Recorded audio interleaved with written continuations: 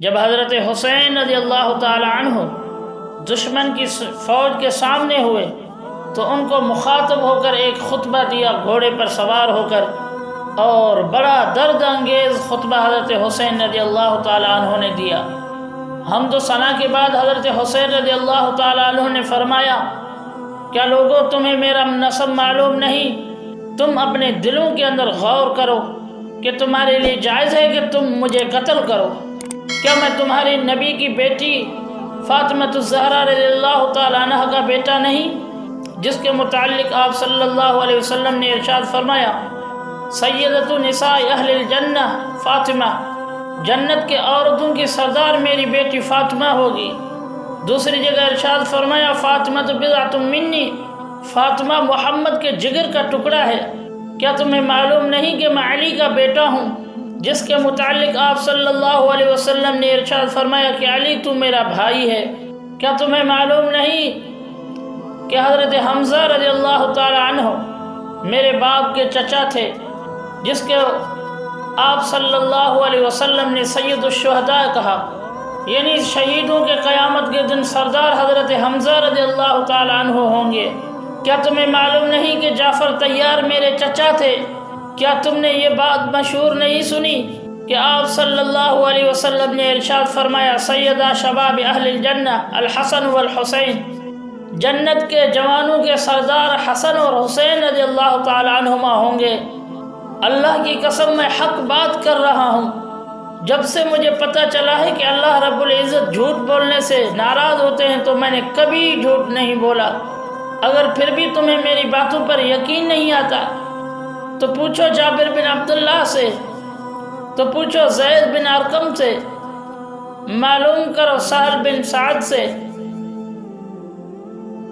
کہ انہوں نے یہ بات رسول اللہ صلی اللہ علیہ وسلم سے نہیں سنی کہ حسن اور حسین جنت کے جوانوں کے سردار ہوں گے۔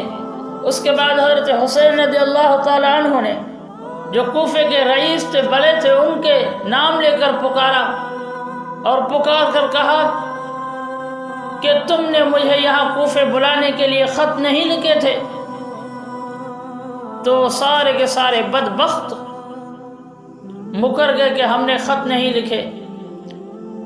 حضرت حسین رضی اللہ تعالیٰ عنہ نے فرمایا کہ تمہارے خطوط میرے پاس موجود ہیں کہ تم نے مجھے یہاں بلانے کے لیے خط لکھے تھے۔ اس کے بعد حضرت حسین نے فرمایا کہ اگر تم کو میرا آنا یہاں پسند نہیں تو مجھے چھوڑ دو، میں ایسی زمین میں چلا جاؤں جہاں مجھے امن ملے۔ تو لوگوں نے کہا کہ آپ ابن زیاد کی بات کو مان لیں، آپ کے ساتھ وہ برا نہیں کریں گے۔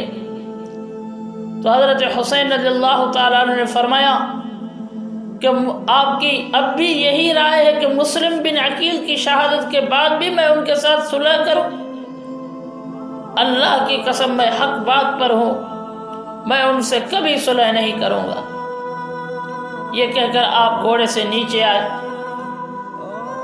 دوسرے صحابی کھڑے ہوئے تھے، انہوں نے کھڑے ہو کر لوگوں کو کہا کہ اے ظالمو، تم آل رسول صلی اللہ علیہ وسلم کا خون کرو گے اور ابن زیاد کا ساتھ دو گے؟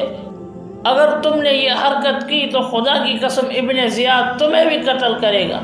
ابن زیاد سے تمہیں بھی کوئی بھلائی نصیب نہیں ہوگی۔ کیا فاطمہ کے بیٹے سے سیما کا بیٹا زیادہ مستحق ہے کہ اس کا اکرام کیا جائے؟ اللہ کی قسم فاطمہ کا بیٹا سیما کے بیٹے سے بہت اچھا ہے جس کا اکرام کیا جائے۔ جب یہ گفتگو طویل ہوئی تو شمر بدبخت نے ایک تیر پھینکا اور جنگ شروع ہو گئی۔ یہ حضرت حسین رضی اللہ تعالیٰ عنہ کا میدان کربلا کے اندر خطبہ تھا۔